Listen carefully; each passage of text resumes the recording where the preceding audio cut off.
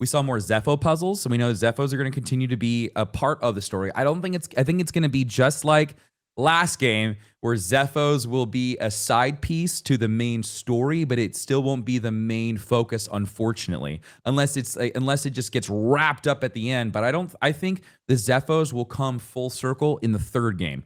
I think after we get over whatever this next thing is, we introduce, like, I want you to tell me who's in the fucking tube, Kevin. I want to know who's in the tube. But I think once we get through that, because that was a main piece, that has been a main marketing point since the beginning. They did it at the Game Awards show. That was like the first thing they showed off in the first gameplay trailer. Everything has been focused around this until this trailer. The man in the tube, unless I missed it, that didn't show up at all.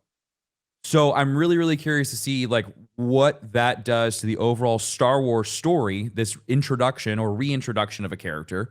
And then how did the Zeffos get all wrapped up into this? Because I swear the big long neck weapon is most definitely a Zeffo machine of some sort. It makes sense.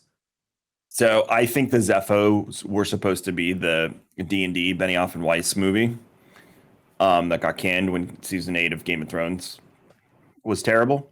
Oh, did you think they were going to try to they were going to try to wrap it all together with that? Well, their movie was supposed to be about the origins of the Jedi and Force users and the Sith and stuff. Okay. So I have a feeling that movie is supposed to be about Zeffo. Because that movie didn't happen, we lost context on other projects.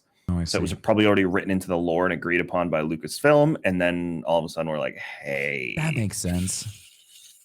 Yikes. So that's probably why we don't have a ton of information, but we will get more. We do see the 2 bounty hunters we saw in the other trailer, so I think they're probably going to be main characters in it. One of them we think might be the Gendai Dirge from the old Tartakovsky Clone Wars cartoon, from the old one.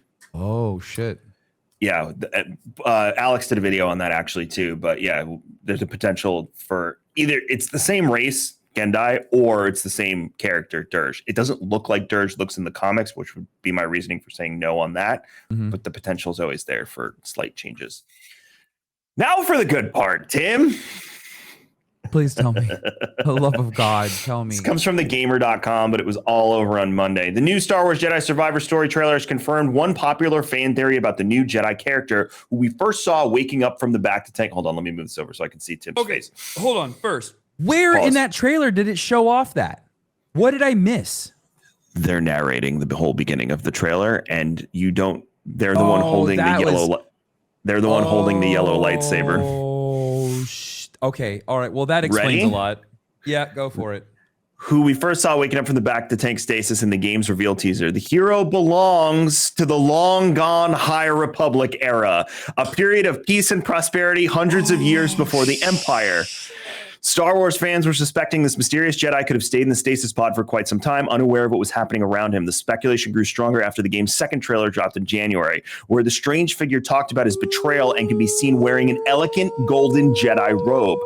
Jedi Survivor's last trailer features a more detailed look at the clothes, where a clear emblem of the High Republic can be seen, as pointed out by the Redditor Nora the Explorer. And it's circled on this article, which I will send you right now. So the whole thing tie-in with the High Republic in this game? Shut up. So the whole thing, well, it goes even deeper. The era of the Star Wars universe has been explored only in books and comics so far, this era. However, upcoming animated series Star Wars Young Jedi Adventures, currently scheduled to air on May 4th, will offer more information about the intriguing setting of the High Republic. No. Oh.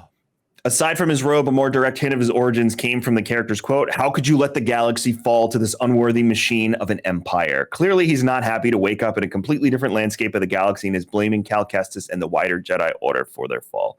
That's the meat of it. You can read it at thegamer.com. I wonder if this is going to reintroduce a character that we've already met.